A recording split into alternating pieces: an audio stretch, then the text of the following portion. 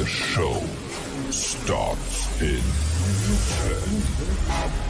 9, 8, 7, 6, 5, 4, 3, 2, 1, go.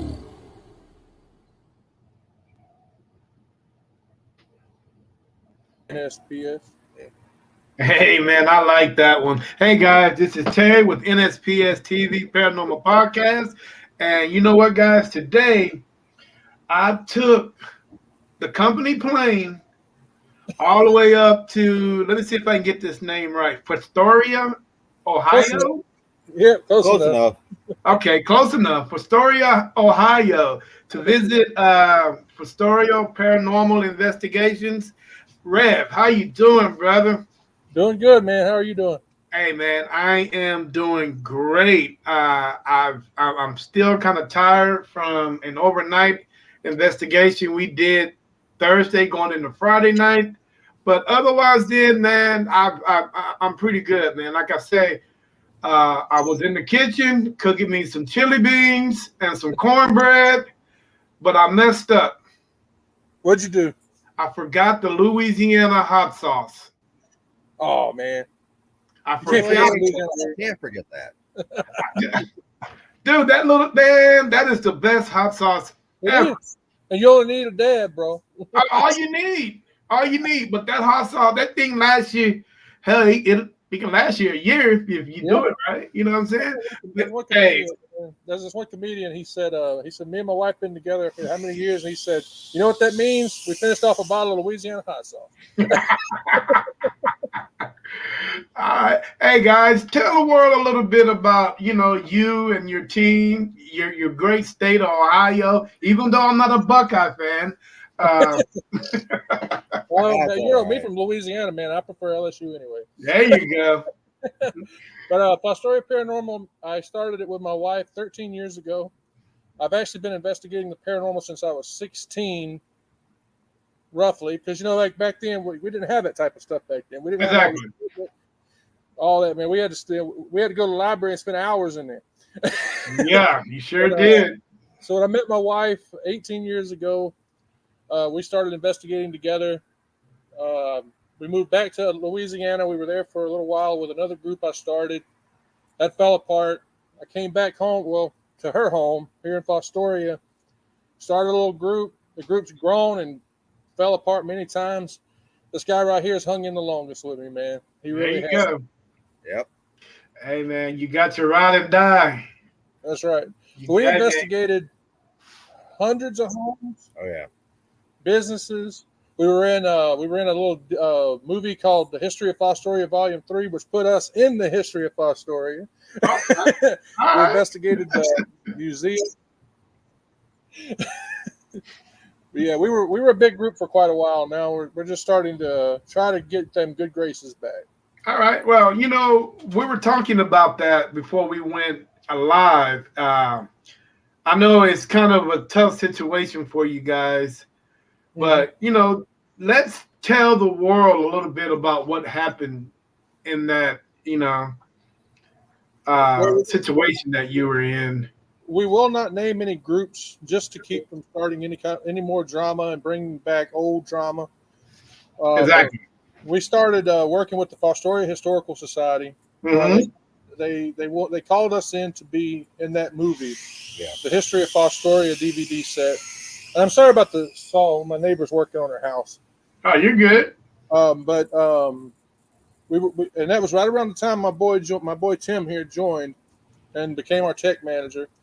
We got invited to the movie. What a way to get thrown in. Yeah. Let's go on the movie. Actually, it was weird because I had a large group at that time. Mm-hmm. This is the funny part, and this is something, if any groups that are watching who haven't had this type of experience, when you get invited to do a movie, don't tell the rest of the group. Just tell them it's a meeting, and you're going to find out who's your true hang-ons. Because he'll literally tell you the group completely rebooted. Oh yeah, people who weren't even in the group came back. Yeah, they were all excited. Or no, I said we did do a secret meeting, and everybody was like, "What's it about?" I said, "I'm not telling you. I wanted to surprise them, right? Exactly. You want to surprise them, make them happy." And they all just kind of started. Well, if you're not going to tell me, they dropped out. Tim came in and it was like, I was like, what a time to come in. He goes, "What?" I said, "You're at your first meeting." He said, "Yeah." I said, "Watch this." And walks the guy from the movie.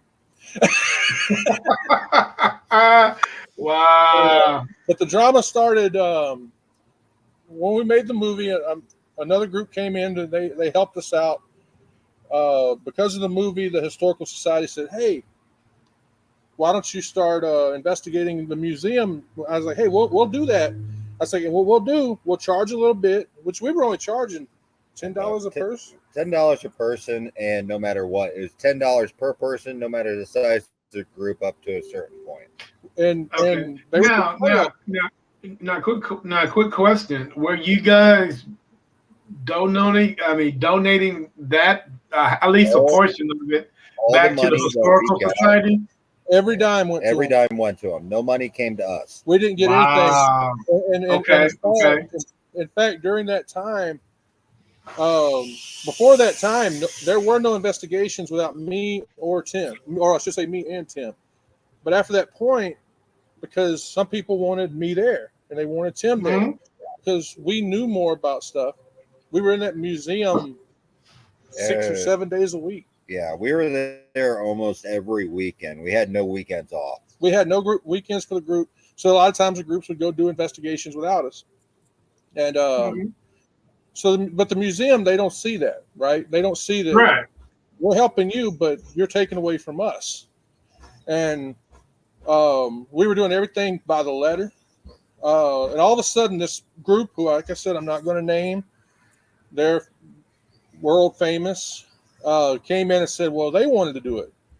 But instead of doing it, just saying, hey, we would like to do it and we can do this for you. No, FPI isn't doing this properly or that properly. And it's like, hey, everything we did was on the level. The museum knew about it. We had the rules set down. And we got blamed for tons of stuff. In fact, like I was telling you on the phone when me and you were talking before we came in, and Tim's here to witness this, we were going to put our money, we were going to spend our own money to put a security system in there. Even our time, we were actually going to install it ourselves so that every room, so that it was going to be installed correctly, because we already knew how to set it up. And we weren't going to have any access to it. It was going to be all them. We were going to put a lockbox on it and hand the keys over. Oh, wow. And after we got kicked out, all of a sudden now there's a security system there that they paid for. That now they had to pay somebody to install it, and no investigations are allowed in the building anymore because of what that other group did. They took it away, not only away from us, because we didn't, they took it away from you too. Right, you would have had the chance to come investigate a place that Keith A's the guy who put Waverly Sanitarium on the map. You could be investigating this place for $10 a person. They took that away from everybody because they wanted another place for them. Oh, that's crazy. It's sad. So what are we? So what are we doing? But to be honest with you, it seemed like to me that you guys didn't do anything wrong. Yeah. But so why are, I'm going to say we, because we are, we're brothers, we're paranormal brothers. So why are we trying to get the community back in your good graces? Vice versa. Well, so why are you trying to get back into the community good graces if nothing wrong was committed? Well, the community didn't see us not doing something wrong, because some of the people within the society didn't like us to begin with. Mm-hmm. So they started to spread a bunch of rumors about it as well. Okay. And so we didn't give them half, like almost three-fourths of the money that we actually gave them. They said that they didn't get. Yeah, because like I said, think about this. This is a place at $10 a person. We were getting it. We didn't have a weekend free. And I actually think we had a limit where it had to be at least 4 people that came. A minimum of 4 people had to be there, because we were pulling our safety or our laws of you can't do it by yourself, really. The So you had to have a minimum of 4 people, Okay. and we gave them we So that's a minimum of $40 right yeah, there. and we were handing them per month $600. Oh wow. Like one month, I think we handed $800 to them And- because one group was out of town, and they're like, "Oh, some of our people didn't show up. We're still going to give you $50 worth because that's how many people were going to be here." So 5 people didn't show up. They still gave us the full amount. And we told Oh, them that's cool. And then the museum, after they kicked us out, they had the nerve to say they earned $250. If you go to that museum now, if I was to show you, well, Tracy's not with us anymore. Our case manager's not with us anymore, but she was taking pictures all the time. You'd be able to see what that museum looked like before we were there, and then after we left. You go there now, man. The front doors are painted green. You go inside. There's new ceiling tiles up. There's new carpeting on the interior. When you just walk in the door, there's all this new painting. It's beautiful. But according to them, they earn $250 off of it. Oh wow. And Now, yeah, and they go off of donations. They don't. There's no way that place made that much money. Because people around here don't even know when it's open. Yeah, they don't. It's barely ever open either. wow, So- dude, that's crazy, man. So, what exactly are you guys doing to get the good back in the good graces, supposedly anyway? Yeah. Really? Well, right now, we're just starting up. If you go on my Facebook page, on our Facebook page, you'll see where I've been posting all kind of like I've created a new reintroduction for everybody in the group because we are bringing in a few members, and I'm trying to take on cases that at the time, if you go back and there were cases, the same thing, you would turn down because they're not worth it. I don't mean it in a mean way, but as in Right. I know I'm going to go there and I'm going to find nothing. Like I heard a knock at the door at 3:00 in the morning, and I went to the door and there's nobody there. Or footsteps up above. It's not worth like looking at because it's just a sound and there's nothing really going on. So investigations like that would be hard for the group to go to and investigate. Well, we're now trying to go back and saying, okay, yeah, we can do this. We'll help you out. If you've had anything new, let us know. And one person actually just recently recontacted us after 7 years saying, hey, I have new experience from the last time you guys were here. And I noticed you had new members. Yeah. Can you come back? Because she's noticing that the ones that we had trouble with at the time, because during this time at the museum, when, like I said, me and Tim weren't there, we were having to send who we had. And it actually started a big argument amongst that little small team of people that went because people didn't want to hand over their evidence. They're going, "Oh, I didn't catch anything. How do we know you didn't catch anything?" So we're having to basically, it's almost like a complete reboot of everything. Yeah, that's what it seems like. I mean, you get these phone calls you get going. I'll give you an instance. Facebook today, I got a message says, I should have you come out to my house because every morning I wake up with a headache and all my beer's going out of my refrigerator.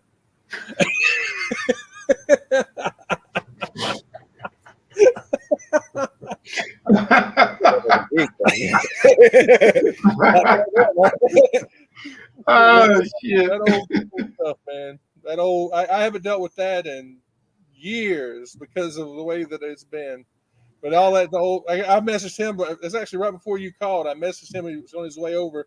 I said, "Help me, man!" I said, "All this is looking too familiar." All right. Well, hey, let's talk about some of your other team members. You got Tim. Tim's your lead. Tim's not. Yeah, he's my assistant lead, man. He's right your now, lead. My 2 sons are of the age now where they can start helping out. Clay and James, they're coming in. We got Amber, his wife. She's joined. She's a member, been a member since he joined. Then everybody else, bro, is like brand new. We got Penny. We actually, instead of having in the past we had trouble with having a case manager. So now we have a case management team, which is a group of people that I can call and say, "Hey, we need somebody to interview this person or that person." Right. So instead of calling one now, because I'm not going into it, but we had trouble with that A lot. So now we have like this team. We got Elena, we have Penny, and who's the other one? Brooke. Yeah, Brooke. Brooke's actually been with us for a pretty minute. She started off as just a fan of the page. Mm-hmm. She was keeping up with all of our cases that we were doing.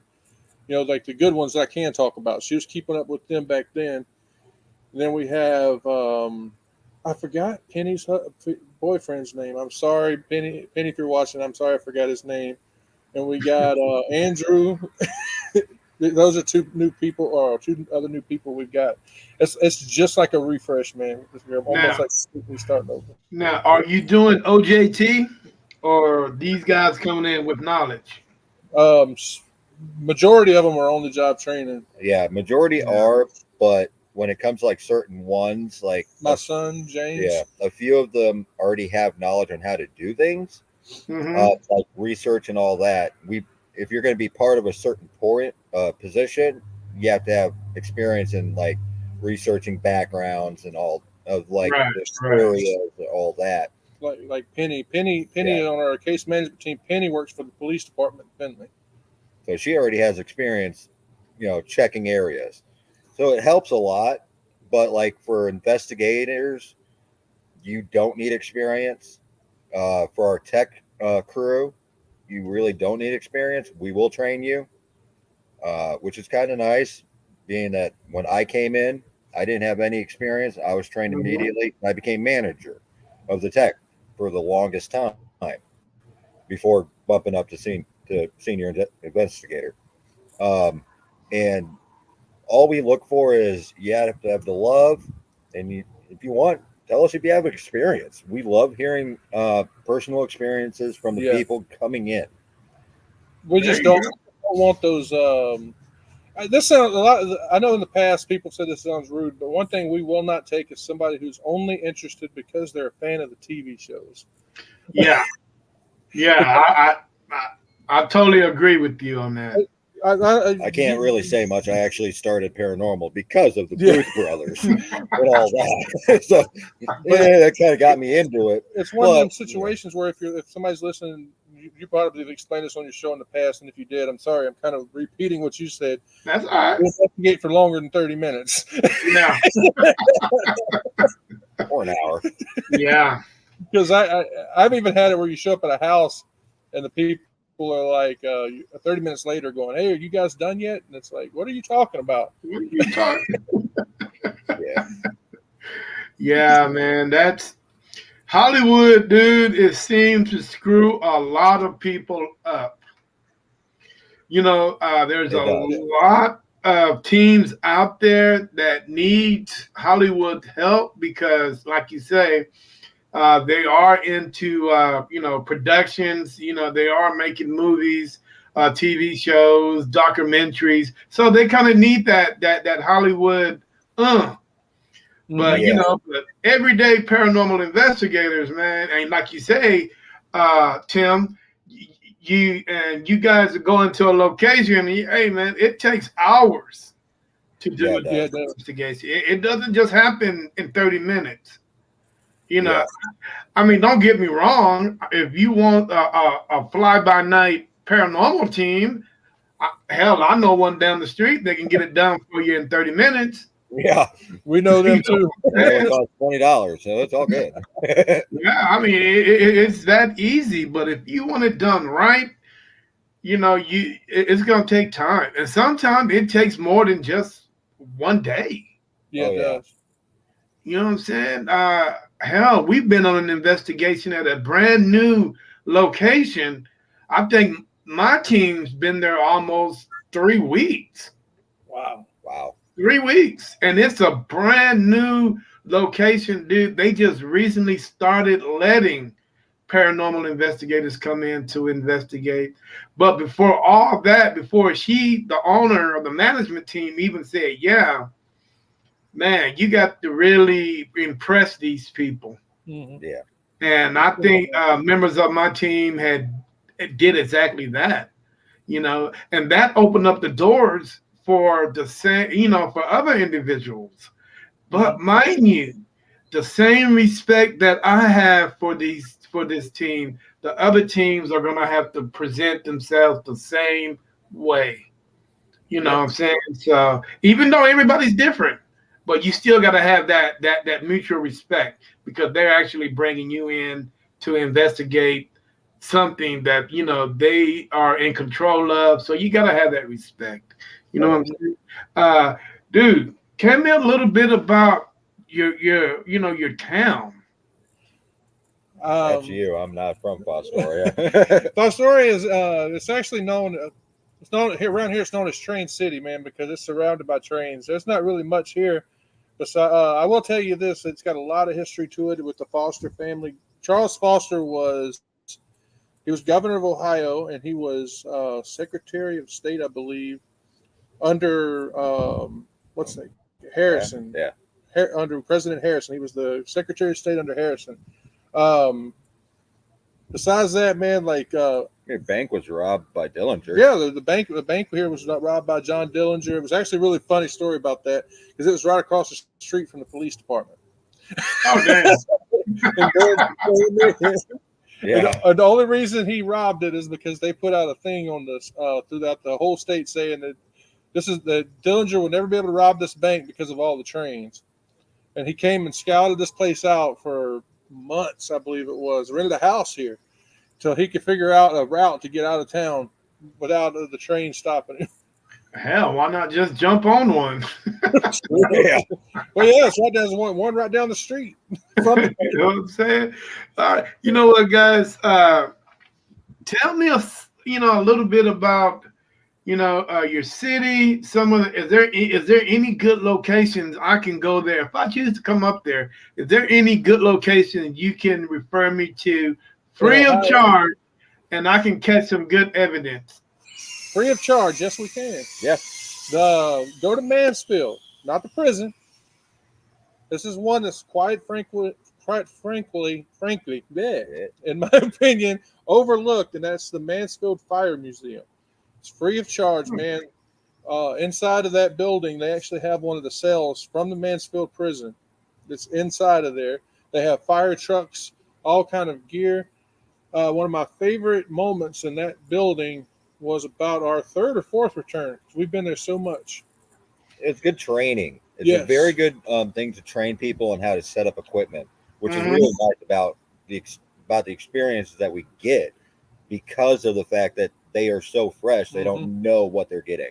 We took Right. we used to have what we called a juniors program, which kind of fell apart, where we had like kids under 18 that we would take investigating with us. And the Mansfield Fire Museum was perfect because inside of there they have what's called a smokehouse, Right. which they use to bring kids in and show them about how to get out of a house if it's on fire. And we had them just investigate that. And then while the rest of us were outside investigating the museum. Hmm. But one of my favorite experiences happened there, and it wasn't his favorite experience in paranormal investigating period. But while we were investigating, Tim had gone off. We were still setting everything up. Yeah. And we had a camera. We actually have floodlights, giant IR floodlights. They're about that big, four Hmm. big buildings like that. And we had one set up with a camera. Tim was gone. And I asked everybody, I said, where'd Tim go? And he didn't have his radio on him at the time. So I went looking for him. All the lights were off in the museum, but I had like enough light I could see. So I was walking around these trucks and I'm look up and I see coming towards me what I assumed was him. There was a shadow. And as it's getting, I'm like, Tim, and he keeps walking and I'm going, Tim. And I start to realize that it's not like clearing up. It's still a shadow and it's coming straight at me. Right. And all of a sudden it just disappeared. But when it did, I threw my arm up because there was a camera directly behind me. And when we reviewed the video, you don't see anything. But when I threw my hand up on the bumper of the fire truck where the IR light was reflecting, you see something passed by it. Oh wow, and that's at the Mansfield Fire Museum. Yep. that is I mean, crazy. Now, there was a lot of experiences there. Yeah. does the historical society has a part of that too? No, that's all Mansfield. That's south of That's here. all. Yeah, that's owned Nice. by I think they're just their own entity. Yeah, they're their own entity. They Okay. own all the Cool. equipment and they own all of it. It's a beautiful place, man. If you ever get a chance to, if you go to Mansfield, Ohio, you don't have to go to the Mansfield prison to have you a good paranormal experience. All right, hey Rev. Now, I mean, let's talk about some of the dark things you done dealt with. You know, man. When there's light, there's dark. Yeah, You can't have one without the other. Uh, darkness. I am part of the International Order of Exorcists. It's an international group. Majority of my deliverance ministry is associated with FBI as far as I'm with the group if in case something happens. Mm-hmm. But it's completely separate of that. I got a call. I'll give you a story. And Tim's a witness to this. Before I started doing this, I have this as a paranormal investigator. Like, you have to thoroughly convince me of something. I'm not going to say the house is haunted just because you bring me an EVP that says, yes, I'm a ghost. Look at me. I'm still not going to say it's haunted. Someone tried that. Right. Somebody's brought me all kind of, I had one got mad at me because we had a good EVP in their house. I will admit, Class A EVP, perfect, beautiful. I still didn't say the house is haunted because that was all we caught. And you couldn't tie that EVP to any of the history we found. Mm-hmm. You know, as far as I know, that could have been a speaker in the wall, but I don't know. They were in the house too, so that didn't help either. So Oh wow. when I go, one of my favorite, well, I'm not gonna say my favorite because I don't like when I have to help someone with that. You know, like whereas a ghost, we might go in a house and we catch it, we're excited. If I go help someone, I'm kind of somber for a few days. But I went and did a case. Well, I got a call from actually one of our case management team, Brooke, called me. She had been at her friend's house the night before, and her friend came out with a pistol, sat down in a chair across from everybody. And when they were freaking out later, and she came to, she realized that she's like, "What's the matter?" And then they're like, "Why'd you bring the pistol out?" She had it in her lap. So I went over and was talking. And she's like, "Can you come talk to her? Can you come over and maybe bless the house and see?" So I went over with purely the plans to bless the house. Mm-hmm. My entire plan was I'll go over and speak with the lady. Everything will be fine. I'll bless the house. I'll leave. Nothing to it. So I go in. I sit and I'm talking with her for a little while, just talking. And I'm asking her questions. I'm not going to talk about too much about the process with deliverance ministry, but I was talking. Then all of a sudden, she just starts staring at her son. Like her whole demeanor's changed. And I called out the name because I'd talking to her enough. I knew who it was. Right. And it's the first time in my life where I seen what The Exorcist shows, and I don't mean like head spinning around and vomiting. She literally goes, "Argh!" and just glares at me, and I just grabbed her and I commanded the demon out of her, I have heard stories growing up in the church. I'm Jimmy Swaggart's second or third cousin, so growing up in the church, I've heard stories of being dead in the spirit. This lady legit just down in her chair. And I just kept praying and holding on to her. And she came to and she goes, "What happened?" That lady completely changed. It was yeah. So I've experienced many times, since then, I've had, the first one I ever had, the guy told me, said, whatever was in me didn't want you here. It was a shame to look at you. It was a shame to have anything to do with you. It's completely different. This is something that no one should go into lightly. Deliverance ministry, right. We are as Christians commanded by God to do it, right? But it's just something you shouldn't go into lightly. And there's another group that we're friendly with, and I love them, and I care for them. we helped one of their I helped one of their members with it, and she all of a sudden thought that, hey, I can do it now. Oh And no. they won't even contact me anymore because I told her, no, you shouldn't do that. Not after what you've been through. Yeah. You shouldn't Right. do this. And Now, now, is there anything? Have you came across something that you couldn't handle and you had to call somebody? not yet. But I do call others. Like before I go, I will call and I'll have other deliverance ministers pray for me. An exorcist in the group, such as Bishop James Long. I've contacted him to pray for me. I've contacted Archbishop Ron Enright. He's a really good friend of mine. I've contacted him. Dan Todd, he's from New Jersey. So I do contact other exorcists and deliverance ministers to pray for me before I go. There you go. Okay. Now you guys are mostly, because the way I'm reading you guys only deal with residential and commercial. Now we do, yes. Yeah. Now We you used to go to sites. We used to actually go to a few pay sites. We've done that. It's just one of the main reasons that I stopped it, well, besides my ministry, which Tim knows but another reason we stopped is we've actually had the paid places contact us wanting us to come and then want us to pay to come there. Oh hell no! Why should we? Why You should invited me, right? Exactly. and that's become a big thing when our group was that big, man. Like up here in Ohio, I mean, other places outside of the state might not have heard of us, but when you're so big, the paid places are contacting you, wanting you to come, and then they're saying, "Hey, pay me." Why should I pay you? Like you said, you Or contacted me. or at least give us a big discount. They wanted us full price. Oh no! I give you a discount, all right, man. Dude, if you're inviting me, I'm not paying nothing. Yeah. Yep. Exactly. Because when I come to your location, guess what? Who am I representing? Not only am I representing NSPS TV Paranormal Podcast, but I'm also representing the location that you invited me to. Mm-hmm. You know what I'm saying? So, no, man, I wouldn't even pay the dime. Yeah, we haven't. We wouldn't go. And we've actually been on the ground floor of some of these places that tried to start up that shut down. There was one here in Ohio. I'm not going to name it, but this is before Tim came along, where it was one that was going to be off the ground. They wanted to get started. We went. We caught them faking, and they tried to expose us as, oh, well, these guys are liars. They're faking. They're faking their evidence. They're doing this. It's like, what evidence did I fake? I said I didn't catch anything at your place. I caught you faking.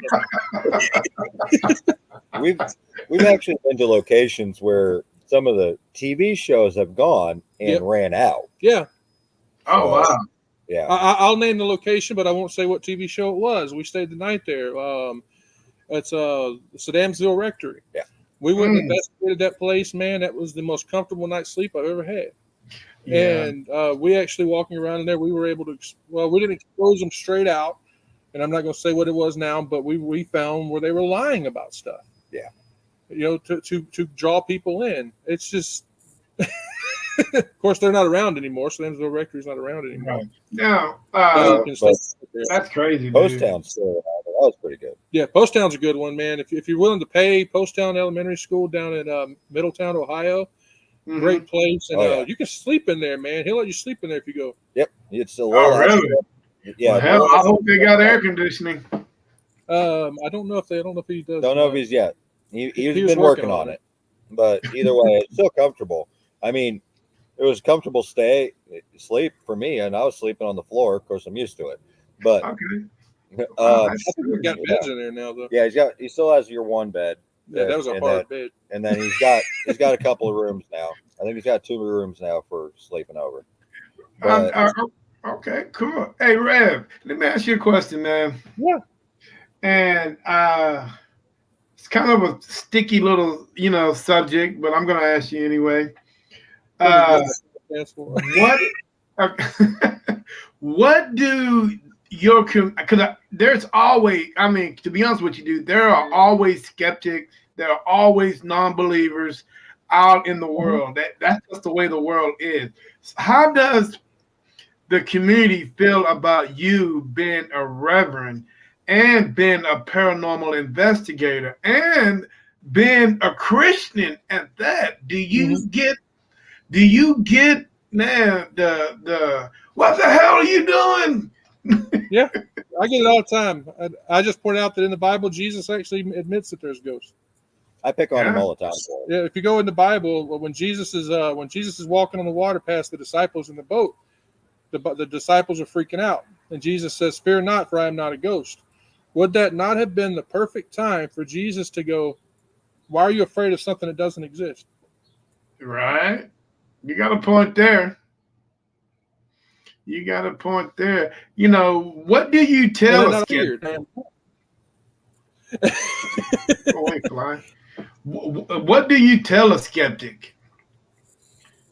Go with an open mind. Yeah, I originally actually I am a skeptic, but I'm an open-minded skeptic. I would rather debunk everything that we find before Mhm. anything. And I have actually tried to debunk half the stuff that Jamie's actually seen. let's talk about skeptics. All right, the shadow person I over at that remember, one I place. remember a young man I scared the hell coming to the first. Fostoria Paranormal Investigations, and I didn't know this guy. I didn't know him. I didn't know him from Adam. We got invited to a location here in Ohio. He didn't believe in anything. We were walking down the hallway, and I usually almost always point this story out, and it kind of makes him. So he's walking down beside the guy that brought him in, who is no longer in the group, and we no longer affiliate with. I won't even mention his name on anything. Mhm. We're walking down the hall, and like suddenly Tim's not with us. And I looked over at him. I said, "Where'd Tim go?" And we turned back, and Tim's at the end of the hallway like this. Yeah, I switched gears. I was really watching my first ever shadow person forming coming out of a wall. Never had an experience in my life, So- and here it comes. So I look back, I see him, and I go, "Tim." He doesn't say nothing. And he goes, "Tim, That's crazy. Tim." He goes, "Mirror." Now, yeah, that's crazy. Now, Rev, since you are a reverend, Mhm. maybe you can tell me what what you think a shadow person might be. I don't have a 100% answer on that. I wish I did. A lot of times it's demonic. A lot of times. I'm not saying it always is. No. But a lot of times it's demonic. But I honestly wouldn't have an answer on it. That's one of the reasons that I still do this. I want explanations for stuff I can't find either. Right. Now, do you think that that you would ever find the questions that you're looking for? When I get to heaven. Yeah. Well, on this side, I was gonna say on this side. I don't plan on it. No, don't plan I don't on plan on it. Yeah. I know. If you get all the questions, if you get all your answers, you're not. You'll lose it. I would never want to be the paranormal investigator that proves ghosts exist, because you're gonna make a lot of people. Yeah, you are. Yeah, you are.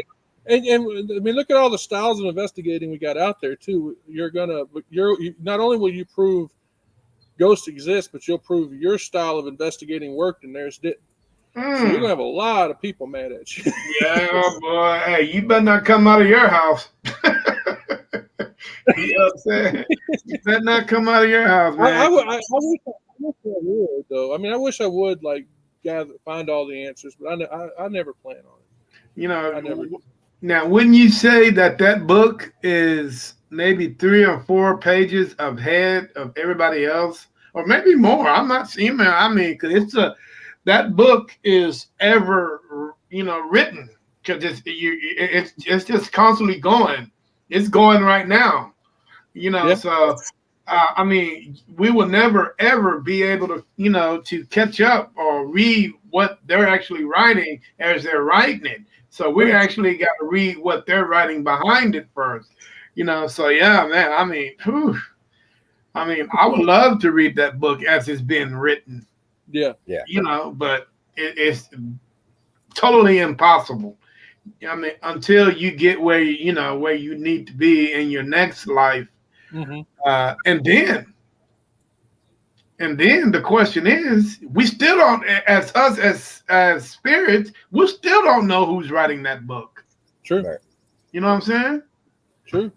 Yeah, because man, that's crazy, dude. I mean, so you damn if you do, you damn if you don't. That's true. Yeah, pretty much. That's true. That is true. So but I'll tell you, man, like I'll give you another example of a case that I never want to go do again. I don't know if you've run into these houses that you will not go back to, but this is another dark one. But this is before I started doing my deliverance ministry. We had a house that we were called into with proven suicide. It was proven that we went through our research, and he killed himself. We were proven that he killed himself. This is actually the one. Remember, I mentioned a guy that we won't mention his name. At the time, he was still a good, happy member. He was good friends with this gentleman here. We all went in that house as friends. We all went in that house as like a family, because our group's like a family. We always say that the F in Fostoria Paranormal is not just for Fostoria, it's for family. But we went in that house, and I will never go back. But when we investigated this house, we felt like we had been in there all night. We felt like we were all like getting tired. We were all getting groggy. We were starting to get angry at each other. People were having experiences. She's now his wife, was getting down on her back. The guy that killed himself, we didn't find this out till after that. He had back cancer, lower back cancer. She was having lower back pains. Oh, wow. While we were investigating, Dennis started, this particular gentleman started to get really angry over dumb stuff. Like, I'm legit not kidding, the color of his flashlight. He wanted the blue flashlight, not the red flashlight. I didn't experience anything until like the next day when I started to get mad at my wife over dumb stuff. Like, we didn't have enough money to buy a soda that I wanted. It was legit like crazy stuff. But that house, man, I will not go back. It just, and when we wrapped up, we put all our gear away. We were in that house, I kid you not, 2 hours. Oh, wow. It literally felt like we were there for like 4 or 5 hours long, but we were finished so quickly because we were just at each other's throats for no reason. Yeah. And that house still affects that way. Yeah. Because I've been there one other time, and it still has that effect on groups. We got called in by another lady who moved in not long after. Let's say, was it a year or two after that? We went back. She called and wanted us to prove, like, talk to me about, did we investigate the house because there was things going on with her daughter. Was, we keep that stuff private. So I drove to the house to make sure she was legit living in the house. I refused to go in. She was talking to me about like this stuff going on in her daughter's room. I said, "Where's your daughter's room?" And I finally just said, "You know what? Show me." So I walked through the house, and as soon as I entered the bedroom, nobody was there but me and this lady. All of her kids were were either at school or with the father. Or the daughter was at work, I think, at McDonald's. And all of a sudden, a CD on her daughter's dresser flew off so hard it hit me and bounced. Oh, wow. This is in the room where the guy killed himself. Yeah, same room, and it's that same room still caused the group members to fight each other. Yeah, it was crazy, man. It's we got to be careful when we're out there. You never know what you're going to walk into the middle of. We've been to houses where we had that one lady where it was all because her and her husband were fighting all the time. She just wanted somebody there to, I guess, to have a peaceful night. Yeah. Right. I understand that. Ooh, that man, it seems like you guys got a lot going on up there in Ohio. Well, it's sad, man, because like I said, the group got so big. A lot of our problems was the media. Like I was telling you before we got on there, a lot of it's the media with the reporters lying and saying we're saying stuff we didn't say. It's ridiculous. Well, that's crazy. Hey, tell me a little bit. Have you guys ever investigated urban legends? Oh yeah. Yeah. Yes. Legend tripping. Yes. Hey man, how successful are you guys in doing that? The only time we ever caught anything from an urban legend. Yeah. If you go online, go on Google right now. You type in what's it called? Weidler Passing. Weidler Passing. It's in. That's really close to here. There's a legend of a gentleman who was on the train whose head was chopped off. It took us forever to track that place down. and we went and on our, I think it's still on our Facebook. Yeah. We actually caught a thermal hit because it says that if the train's passing, you'll see him. So we actually got a thermal hit while that train was passing. You could see like a glowing ball of heat right there where we were standing. That's about the only time that I know of being successful. Yeah. Because the legend said that he'd wave his lantern around. Yeah. That we actually caught it. That the picture shows the ball, but the camera itself actually showed it waving back and forth, just like someone was holding it in his hands and moving. So Really? that's pretty cool. That was one of our. And we actually have been invited by the sheriff's department at what's the name of that other one? The Elmer Ryder. They wanted us to the sheriff's department wanted us to investigate that one, but they weren't willing to back us up if we were standing on the place when people called the police. So we didn't do that one. Yeah.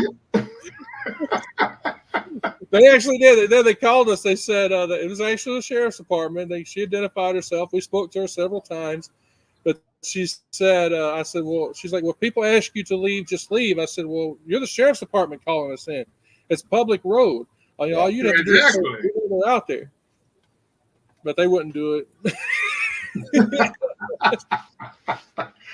Another local legend that we were able to debunk. I mean, yeah, activity happens out there, but there is these cases that are known where people can create a ghost. Mm-hmm. Where if the legend spreads strong enough, it'll actually create a spirit. I like to think that's actually demons like using an already established legend to be able to do stuff, right? There's that, what's that place called? That road with the bus on it. Crybaby Road? No, 80,000 of them. Heidler Road or Heidel. Anyway, it's a local legend. It's a stretch of road where if you drive down it, supposedly the bus that you see halfway down will chase you down. But you got to go at night. You only see the headlights. So how in the hell you know it's a bus? Yeah, Exactly. That's the legend. And so we got to investigating that, and we were able to prove that was actually a hippie bus that was abandoned there, not a school bus. There was some traveling hippies abandoned there, all this took was a call to the sheriff's department, the libraries and stuff. We didn't even have to go. Yeah. The bones that were in the bus were chicken bones that people were throwing in there when they were out there eating. Oh, wow. Remember, human bones. Yeah. That's crazy, man. It's just, I love it. A lot of times those, with those urban legends, that's about all you really got to do is just a call to the library, police department, sheriff's department. You might find the answer to the entire thing. Right? Yeah, right then and now. Man, I'll give you one from closer to you. It's in Shreveport. There's a school in Shreveport. That one of the legends, and this one actually got me attacked so much when I lived in Shreveport, because all I did was just called the farmer and talked to him for a little bit, because this farmer owns the property the school sits on. And he said, I was like, well, there's legends of this guy in an old pickup. They said this guy in an old pickup will chase you out of there. And he's glowing blue. He goes, oh, that's those blue lights on my dashboard reflecting off my overalls. So he'll go down there and chase them all in his old pickup truck, and his overalls are glowing with the blue light off his dashboard. Oh, that's crazy, man. And all that took was a call to a farmer, and people were like, oh, no, that's just him trying to keep us from going. It's like, no, just call the guy and talk to him. He's nice, Just you guys want to trespass on his property? Of course he's going to run you out of there. Of course he's going to run you out there if you don't know who in the heck you are. You know what I'm saying? That's crazy. All right, guys. Man, let me hear about some of the equipment you guys are dealing with that you guys have. We have, like I said, like I was telling you, one of the things that I'm proud of those. I mean, it's not our best piece of equipment by any means, and trust me, we'll get to that.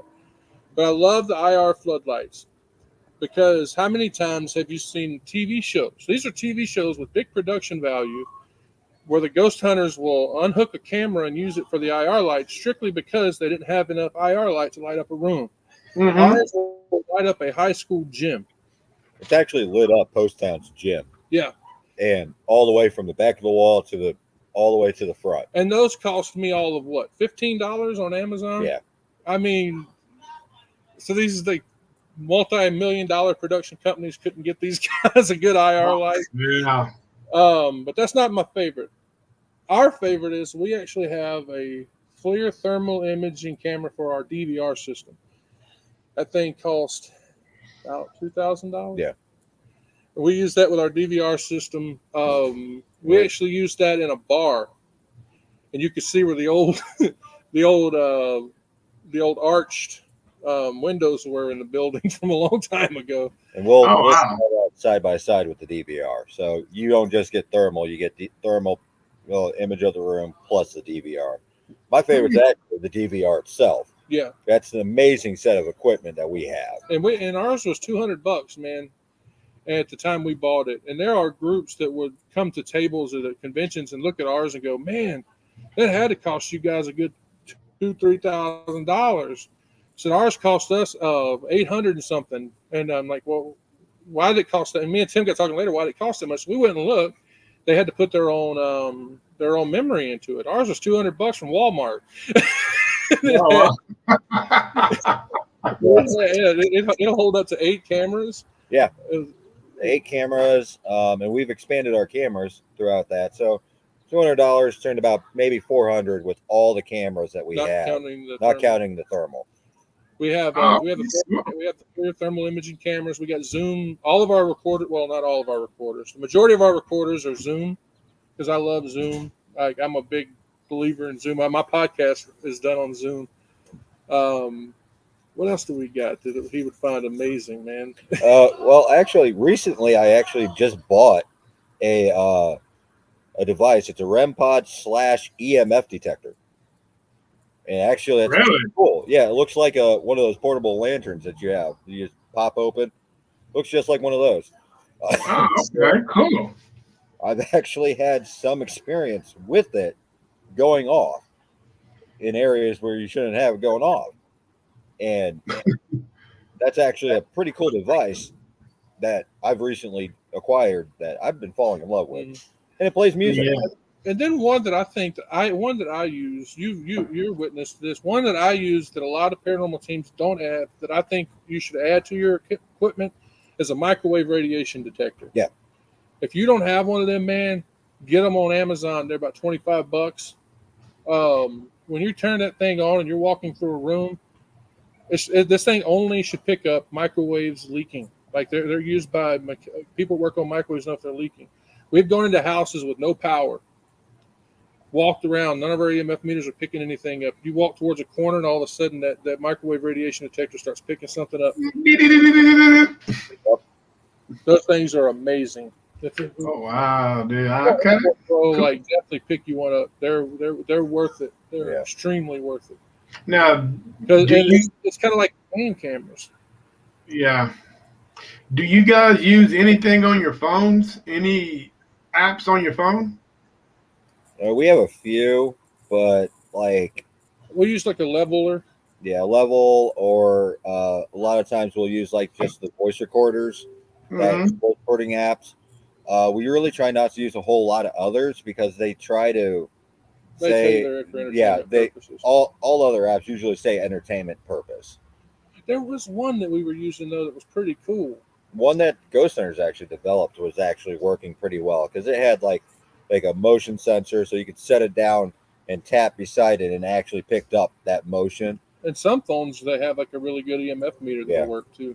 And a few of them like that, but how about those world famous cat balls? You guys use those? Hey, yeah, bro. Yeah, we use a couple. We have a couple of those tennis balls. Yep, we got a few of those. Have you ever used a compass? I've never had any experience with it, but I've heard a lot of teams like to use a compass. I have one that we have in our kit. No, but we do have a parabolic. Really? Well, parabolic mouse. We have a parabolic. Yeah, we have one of those. Yeah. Now, were you guys able to rig that thing up where you can get constant audio from that? I usually just hold down I usually put a rubber band around my trigger. Well, because I if you, haven't played with it enough. yeah, you got to play with it, man, because it picks up. Oh my God, dude, it picks up everything. And what I did was I went because technically the parabolic is only set up with 3 minute intervals. Hmm. So you set for 3 minutes, then you got to listen to it. And if you like what you hear, then you got to do this and do that. But we've able to set it up to connect it to one of our video, to one of our voice recorders. Oh yeah, And yeah, and the voice recorder is about that big, about that wide, and it holds like a uh, 128 gigabyte Sims card. So it's actually been able to go a long time. And I'm just like you, Rev. Uh, Strap a damn rubber band around it yep. and just go with it because I get tired of doing this. Me too. Yeah. I definitely get tired of doing that. So yeah, and having to help, and I'll do that. I try to do it just with. I don't know if you guys have a clairvoyant on the team or a medium. we don't. We have those that are sensitive, but not actually clairvoyant or a medium. Yeah. Okay, yeah. We will, if one comes along and proves trustworthy, we will. We don't let them on the team, but we will work with them. Yeah. We've had too many experiences with bad. Yeah, I mean, shit. Because they're so hard to find because they are these guys they've been criticized, scrutinized, and everything else for hundreds of years. So when you find a good one, man, you really gotta be able to work with them because they're really hard to find. Rick Hayes is a really good one. He's a celebrity. He's a really good one. Like he told me stuff that like nobody else knew. We've run into some though where I'm not gonna name no names. We had one that every time we went somewhere, there was a little girl in the house. And I'm sorry, but there's only so many times we can go to a house and there's a little girl who's been molested by her dad. I'm sorry. You can't find that house. Yeah, every time we went to a house, there's a demon. Yeah, we've run into that. Yeah. Yeah, you definitely gotta check that if that's the case every time. Mm-hmm. You know what I'm saying? What was really funny was there's another medium we used, and we've taken her a few places, and we went to one location where stuff was actually happening, and I forget. I think it was a clear as voice. The voice was as clear as day. So we were continuously every time one of us would ask it to do something, it would do it. But when she would ask, nothing would happen. And clear as day, she goes, "Why won't you answer me?" And we all heard a voice clear as day go, "I don't like you." Oh, She didn't hear it, which made it even better. She didn't hear the single word that thing said. All the rest of us did. wow! I don't like you.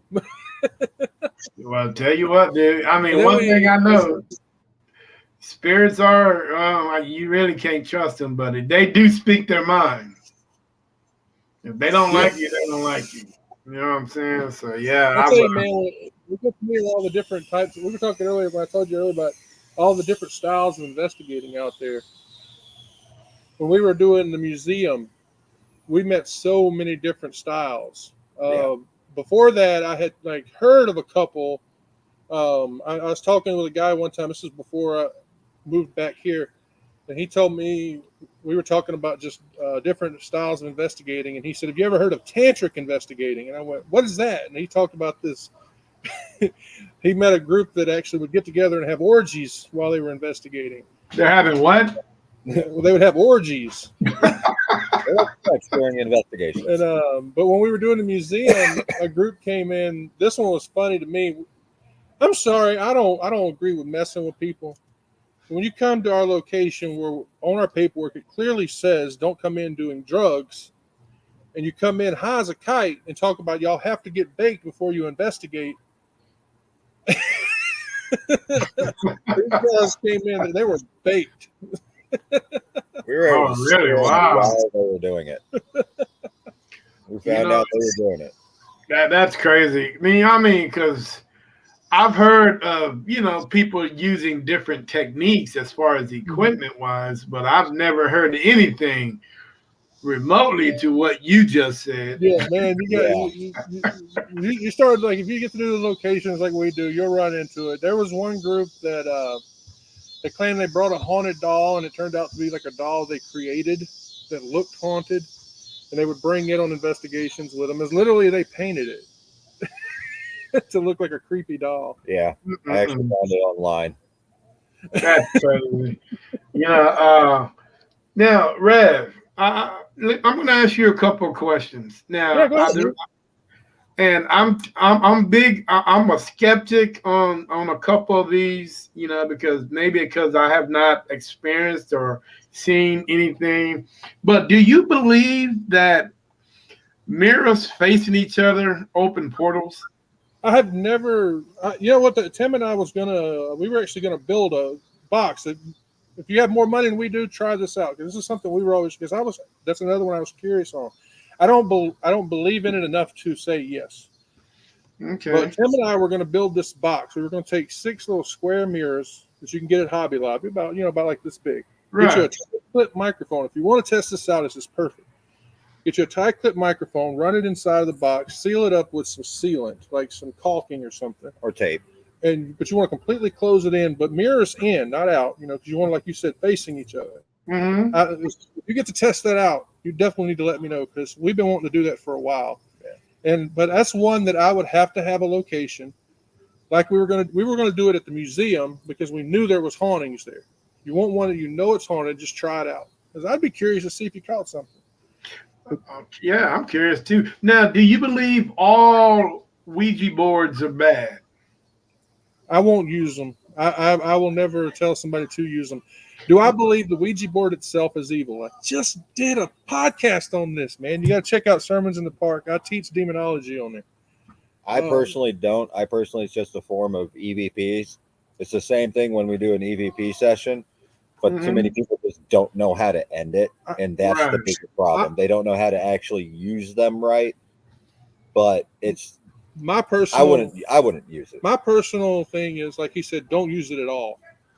But and this isn't one that I'm going to say it's intent either. I think a lot of it is, like I was talking earlier about, where enough belief can create it. I think with enough belief, you can make it something. A demon can take anything, a belief in a Buddha statue. Everybody knows Buddha wasn't evil, but a demon could take your belief in a Buddha statue and make it something dark. Same with a Ouija board, same with tarot cards. Anything that you can put enough belief into, a demon could use it to cause something bad. The board itself, you're never going to have me say Milton Bradley's evil with a little piece of cardboard. Yeah, you got a point there. Wow. Milton Bradley makes it. I don't think there's a lot of demonologists out here, exorcists, deliverance ministers, who will say that there's a demon assigned to every board. I don't believe that. Yeah. Do you guys believe that? Do you guys believe that Hollywood plays a big part in the negativity as paranormal investigators? Yeah. Yes. I agree with you too. Well, go watch the new movie, the Hope's Exorcist, and look what they did with Father Mort. Father Mort's a great man. He worked in the paranormal, as an exorcist for since the 80s or early, even further back than that. Great man, but they made him into a big joke. Yeah, they made Father Mort into a big joke. I really believe it. Look what they did with the last Conjuring movie. Yep. They took a case that would have been a great movie, and they made it a background story for something that the Warrens would have never agreed to. Now, do you think we would ever have a team as good as the Warrens were? I think we're right here, man. We're right here. I won't say. I actually believe that there are a few, and there are a few teams that are getting close to it. And unfortunately, yes, I will say that some of them are some of your celebrity ghost hunters. But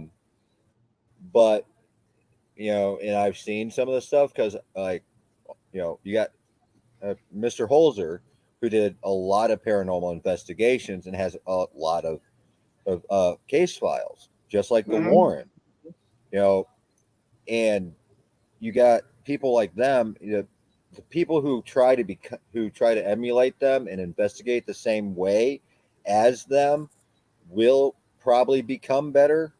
But at the moment, we don't have any that are even close. Just they're getting there. Yeah.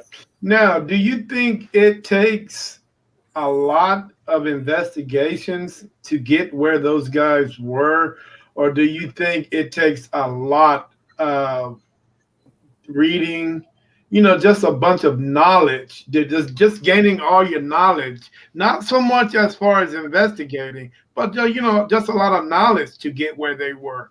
I agree with the knowledge. I agree with the knowledge, but I also agree there it's a little bit. I think 75% of it's the knowledge and 25% is the actual in field Yeah, experience. because like with me, man, like a lot of mine started with books. Going to the library and spending majority of my paranormal experience, like from 16 until right before I met my wife, was majority books. Just me studying, reading books, and back then there wasn't, like I said, there wasn't that much. Like Right. I had to read, I don't know how many times I read the Amityville Horror, the book, not the the movie about the book or book about the movie, but the actual book. I read that book so much, and people like I learned a lot about paranormal investigating from old books by a guy named Harry Price. If you can pick up some of his stuff, you can learn a lot from Harry Price. Mine came from Spooky Ohio books and a lot of the other mythology and cryptozoology style books. That's where most of mine comes from. Right. Well, hey, tell me some. All right, guys. I'm older than both of y'all. I'm 42. Yes, yeah, I got you, big. I got you, big. Tim, how old are you, brother? I'm 41. I'm the youngest. I got both of y'all beat by a couple of years. I'm not gonna say how many years. Hey, but tell me some of your favorite classic TV paranormal investigators that act not. Now, I'm not talking the ones today where you got the ghost hunters, and I'm talking the ones back in the 70s, ones in the 80s, the ones that actually took the shit, took it serious. Unsolved mysteries. I'm gonna scratch my head on that one. Because that goes back, bro. They did a lot of ghosts on that one too. Well, they did, but they were also into production, Bigfoot, ufology, cryptids. They're into a lot of stuff.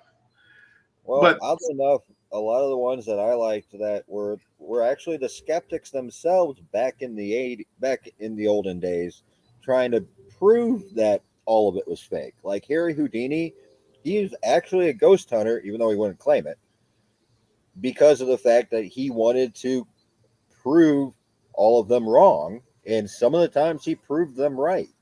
Yeah. So if we go back to like Harry Houdini, that's where I'm going back with Harry Price. Yep. Harry Price was the same way. Yeah. He was England's answer to Harry Houdini. I'm going back to Night Stalker. Oh, you're talking about TV shows? Okay. My bad. I'm thinking like people wise. I'm thinking like investigations. Okay. Yeah, I actually can't recall any from back then. I was a little too young to watch that stuff. Well, you're saying TV. If we go with movies, I got you. But if we're going with TV, nah, man, gotta be a TV show. TV. Oh my God, dude! You got 13. Well, see, that's another one. Hey, you know what? Time out. Just give me all the gray hair y'all got back. Or y'all don't fucking deserve it. Just give it all back. You have my gray hair. Look, it's going already. Give me all that gray hair back. Dude, I like the Night Stalker, but Night Stalker was vampires too. No. Yeah, I mean he was a paranormal investigator. He investigated everything. No, well, we're going to paranormal investigators. I'm looking for ghosts in my mind here. Yeah, I was thinking story wise. I was going to say Tales from the Crypt because that's excellent story wise for ghosts. Yeah, that's one of my favorites. Some of them were actually true. Yeah. But yeah, I can't think of TV shows from back Dresden. then. Dresden Files. Dresden was really good. And that was before Ghost Hunters. Yeah. Oh yeah, definitely. Yeah, so I go with Dresden Files. That or there was another Before one. it became an actual TV show. Dresden Files. Yeah, I'm going itself. with Dresden Files. Yeah. That was in the 90s there. 90s. Dude, that was just right around the corner. That was less than that wasn't that far ago. I know the feeling. Man. You know what makes me feel old, man, was when I saw Jurassic Park on Turner Classic Movies. I wanted to throw a fit. Well, I hey, still remember that, man. When first time they put Turner Classic Movies on they put that on there, I went, wait a minute, that ain't that old. Then I went, oh wait, I was in 6th grade. yeah. 6th grade. What? That was what? 80. I can't remember exactly. I think it was like Can't have been 93. Yeah, I've been 93 because I graduated in 99, so that would be 93. Yeah, probably 92, 93. Yeah, I just had my first son at that age. I didn't have mine till I was an old man too. Yeah, but man, Kolchak, Night Stalker was my favorite. And what's so great about it, dude? He was old school. He was old school. He had that recorder on his hip, and he just want to hit that old school recorder. You know, catch his EVPs and do whatever. Never ran from anything. No, he didn't. Nope. Never ran for nothing. That dude was always into. Hey, I hated that day. You know what? Let me shut up because Hollywood just might bring him back or bring something back. That ruined all that good stuff, man. Yeah. I mean, they're bringing everything else back. Bugs. So yeah, man. That's one of my favorite TV shows. At you, man. The mosquitoes flying through my screen at you. Yeah, no, man. This was my damn son. Dude, kids are amazing. I love them to death, but their priorities this day and age are so backwards. Yeah, they don't understand nothing. I mean, they don't know anything about life yet. You know, I used to always blame it on the parenting, man, until I had kids and saw it don't really matter what you do. No. As I told my kids one day, I asked them for a little, both of them working now, and I asked them for a little bit of money, and they were like, no. And I'm like, you know what? I didn't raise y'all that way. Well, no, you know what? I'll ask them just to see if they will do it. Mm-hmm. I just asked, hey, man, can I, hey, I'm short at the bank, you know, hey, can I get 50 cents and I give it back to you? I want to go get me a beer. I'm 50 cents short. Now, I don't want to go withdraw money out there. You know, I can't find my debit card. Just give me 50 cents. Yep. Dad, I don't have 50 cents. But, dude, if you go look up under that damn car seat in the car, boy, you'll find $800 worth of change up under there. Yeah. Yeah, it's like you used to say, you take out the whole back seat. So, yeah, I mean, they everything... If you tell them no, they're angry. Yep. You know, but if they tell you no, they expect you to live with it. Yep. You know what I'm saying? I'm like, no, that don't work. Well, like my two kids, man, I'll yell back there. I'll go, hey, come here. And I'll get one or two answers. I'll get nothing, or I'll get, what do you want? If I won't tell you, I just tell you. I said, come here. Yeah, right. Or you'll yell again. Like when they don't say nothing, you'll yell again and go, I'm coming. You better come, man. I'm old school, man. There's two words I don't believe in. And that's that word now and what. Yep. You don't tell your parent. Hey, I'll tell you what, if you say those two words back in the day, you're going to have some knots upside your head. Mm-hmm. We always say, yes, sir, yes, ma'am. I never say now and what. Yep. I'm like, well, who in the hell are you saying what to? Well, I'm gonna Yep. punch you in your throat. Bam, over with. But I yeah. miss the days of grandma with the flip flop with the little ring on the bottom. Oh, see, you from Louisiana. You hear, hey, you definitely hear the head. Boy, you hear grandma coming around the corner with them flip flops on. She'll throw it across the stove, man. Hey, whose grandma was that? Yeah. Miss Hey, you know what, everybody on guys? the way. You know, we talked about things that you guys like to investigate, which Yeah. is mostly, residential and commercial. But how do you guys feel about cemeteries? I have investigated them in the past. Yeah.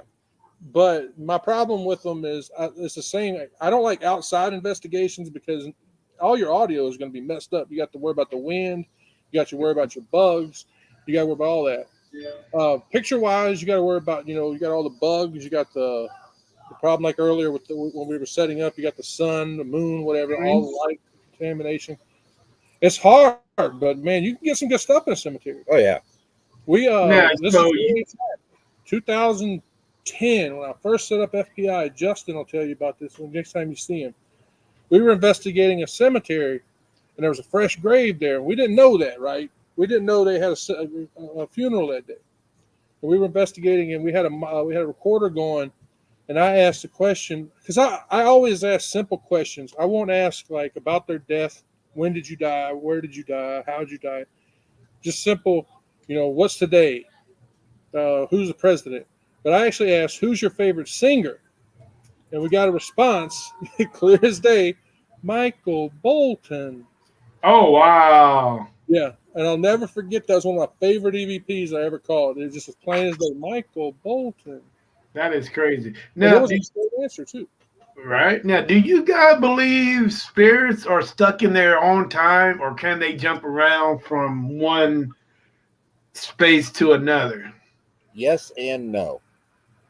Yeah. Some spirits are stuck in their own timeline where, to them, you're a ghost to them. Yeah. Or an alien. Or even aliens, depending on the time. But there are some that can become knowledgeable of their own surroundings, knowing that time has changed and that they have stayed, they're just the way they are, but they're intelligent. They're intelligent enough to know that we're no longer in the 19th century. Mhm. Something like that. There Now, are some that can and some that can't. okay, Rev, this question is for you. Maybe you can answer this question for me. Now, when your loved one dies, because I hear this at every funeral I go to, everyone, they're looking after you. Them your loved ones that are passed on, they're making sure you're okay. Okay. Now, if they're all looking on us and making sure that we're okay, then these spirits, your family members that are long ago, they should know what's hipped, what's not hipped, because they're looking on us. So they should know the difference between their timeline and the timelines of today. Am I right or am I wrong? Yes. Well, if we go with religion, the Bible says that the dead know nothing. But I'm gonna let you know that you were breaking up real bad when you were talking right there. I caught like what, about half of that? Oh wow. Yeah, it was like popping on your side. I don't know, but anyway, I'm gonna repeat that question for you. Okay. Yeah, let's see if it'll work better this time. Huh? I'm gonna say go ahead. I'm gonna see if it'll come up through better this time. Yeah. Our spirits are knowledgeable, right? Parents, that family members that are long gone, they always say that, when the dead is gone, your family members are looking after you from heaven, making sure you're okay. Now, the question is, if that's the case, shouldn't they be able to jump in and out of certain timelines if they're able to look upon you and make sure that you're doing the right thing? That's one that biblically speaking, that's not a true statement. I know a lot of ministers say that at funerals, but they say it to make people feel better. I just want to say that. So I can't answer that question like in a nice way. Yeah. Personal experience? Yes, I can. I've actually had personal experience with a loved one come back and let me know that they were there and to remind me of a path to take. I have to.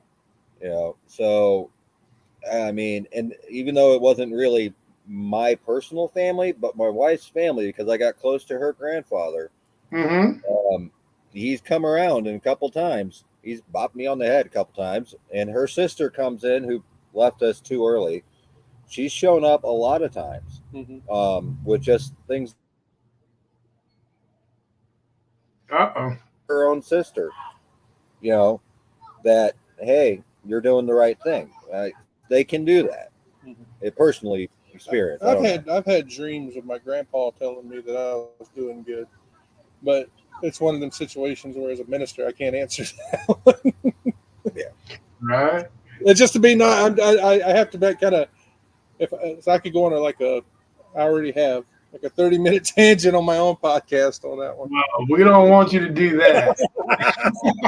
I didn't preach it on your podcast. We don't want you to do that. Hey, I might call you tomorrow and get a sermon from you.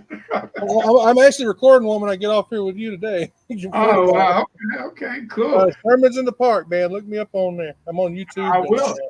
Hey, guys, it's been time flies. This has been an hour and 21 minutes. Yeah, it has. Yeah. I'm having fun.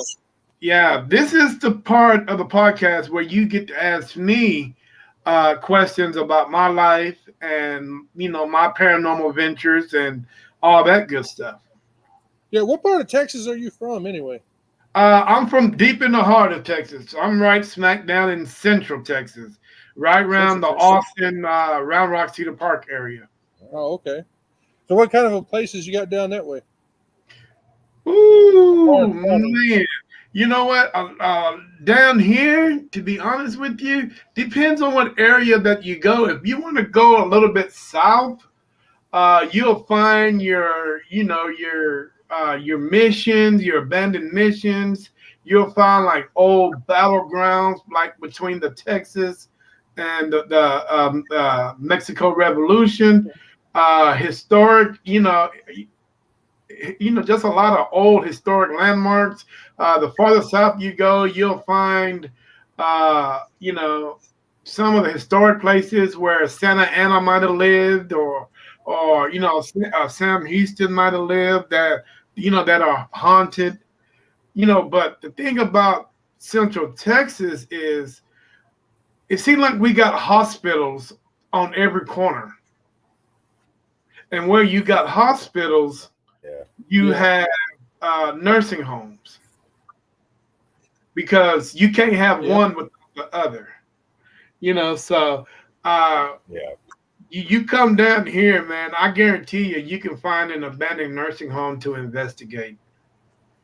You definitely. If not, dude, you will find some kind of historical marker where there's been some kind of major battle fought there.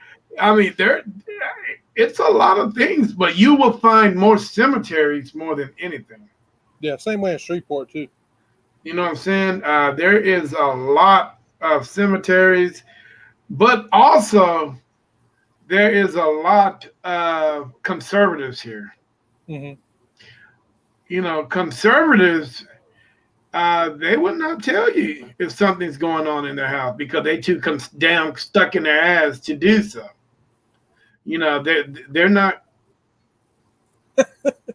Big dog. What the hell? Oh, I've seen y'all looking around. It must have been a UFO. Locust. Oh Said that wow, to us. yeah. There's a lot. I mean, there's a lot of people that are very conservative right here. Yes, Not too many people that are really open-minded to certain things. that was the Uh, problem I ran into in Shreveport. Yeah. yeah. So you really, I mean, I think I probably did two residentials since I've been doing this, and only because they had enough. Hmm. You know what was going on. You know, you got spirits throwing water in your face and all that stuff. They definitely called us in for that. But mostly, you will find urban because there's a lot of abandoned buildings around here that the city is trying to gentrify. Hmm. Uh, and yeah, there's just a lot of things. I mean, you come down here and find just about whatever you want to find and then investigate it.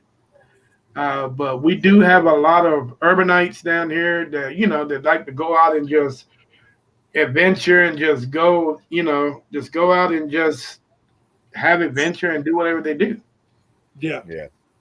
You know what I'm saying? But we supposedly got uh a haunted bike trail Ooh. that where Nice. yeah, where the Native Americans came down and some of Austin's first settlers came down and tried to take over their land. The Native Americans said, "Oh hell to the no! If you want land, you better go get your own." Yeah. They man, they slaughtered a couple hundred people down here, and to this day, people say if you ride your bike on that trail and if you stop, you can hear, people screaming, from the native. Wow. It's pretty crazy. But yeah, I mean, dude, I mean, there's a lot down here you guys want to come and investigate. The farther south it is, the more it turns into a Mexican thing because of Mexico. A lot of their uh, what is it? A lot of their things come from Mexico will filter into Texas. Yeah. So it depends on your beliefs and your religion, if you're Catholic or if you're Oh yeah. Christian, and but the further east you go, the more Southern Baptist you are. It really just depends on what location of Texas that you're in, uh, and yeah, Texas is a big state, man, and it got a lot going on. That's why they say Texas is the most haunted state in the country. Now that's debatable. We can I've heard debate about that. Ohio. Yeah. I mean, because me myself, I thought Alaska was, Yeah. but I mean, we can sit down and we can have a civil debate on which state, could think that which can be, the most haunted, state in the country. Even though I don't use that word, I would never use most haunted because do we really know what's Yeah. We'll most never. Yeah. haunted? We'll never know. You know what I'm saying? I've heard people all the time, "Mo, man, this is the most haunted place in my city." Well, how in the hell do you know it's the most haunted place in your city? You know what I'm saying? It could be Yeah. Larry up the street who could have a very active house for the simple fact he's so damn conservative, he's not going to tell anybody what's going on in his house. Or he's And afraid then you what his had the neighbor might. Yeah. then you got the drug addicts who move into a house and think they're having good drugs. We ran into that one. Yeah. We Yeah. investigated the house repeatedly, man, and like over and over. And then a bunch of people who are drug addicts live there now, and there ain't nothing here. Yeah, okay. Hey, don't think it's your mother that's hitting you upside your head every night, every time you look up and nobody's there. You know what I'm saying? All right. Let me ask you that because that's one that a lot of people don't even ask. Your own personal experiences in your own homes. Well, to honestly say, I've never had any in my own home. Now, where my grandmother lived, now that's a different story. Yeah. My grandmother was half black and half Native American, so she kind of filter in the Native American, the spiritual of being a Native American, and some of the stuff that our ancestors brought in from Africa. Some people say, well, that's long ago, but believe it or not, man, some of these families still no, I wouldn't say worship. They still practice some of the things that their ancestor did 600-700 years ago. So you filter both of that in together, man, you in for one hell of an experience, being a kid and you seeing your grandmother practice different types of religions or whatever that they did back then. And you kind of open up your eyes and it kind of scare you at the same time because you really don't know what the hell's going on. True. Yeah. You know what I'm saying? So yeah, I mean, it's my life has been very interesting. Might say, but yeah, guys, tell the world how to get a hold of you guys. We have our Facebook page. That's honestly the best way to get a hold of us because not only do I read it, Tim reads it, and so do our case management team. Majority of them have access to it. It's facebook.com. On Facebook, just search for Fostoria. Yes, it says and Finley Paranormal Investigations, but that's only because I kid you not. How many times do we get asked, "Do you do Finley?" Yeah, we got last a lot. You can Facebook. You can email us at fostoriaparanormal@gmail.com. Or is it INV or is it just Fostoria Paranormal? I emailed you from. Is it fostoriaparanormalinv@gmail.com? That's not my personal one, so I'm not exactly sure. I think so. Let me look up right quick.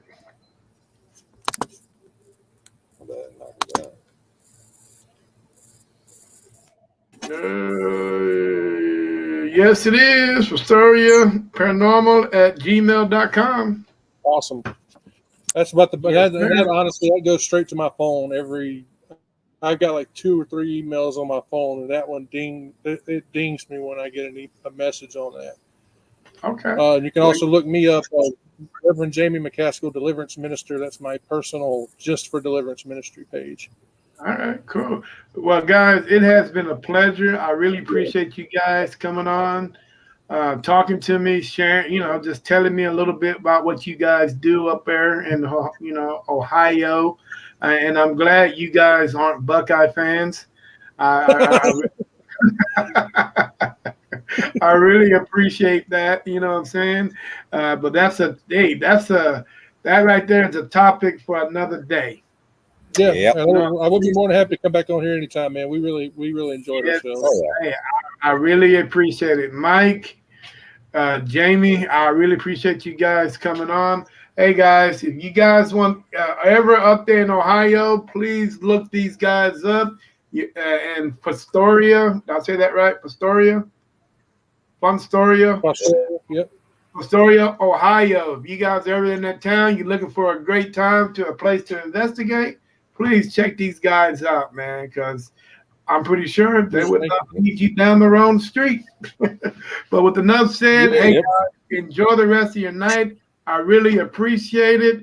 I'm about to get out of here and go eat me some beans and cornbread. Oh, think about me while you eat them. I will, brother. I will. Hey, you guys enjoy the rest of your weekend, man. Yeah, you too, brother. Peace. God bless you. Yes, sir.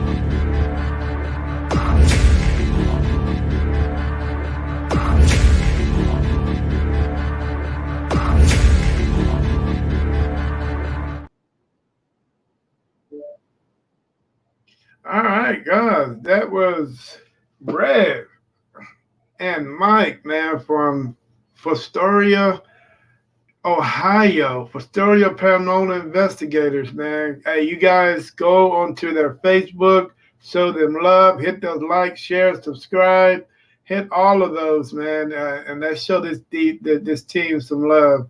You know, they're doing great things up there, man. So, hey, please do that for me. Hey, don't forget, guys, please hit that like, share, subscribe with me also, dude. Let's get these numbers up, man. I really appreciate everybody coming on the show, checking me out. But like I said, I have not eaten today, so I am going to go grab me something to eat. And I will talk to you guys in a couple of days. Hey, man, I appreciate all the support, all the love, all the dedication. Hey, let me do a quick shout out to my team.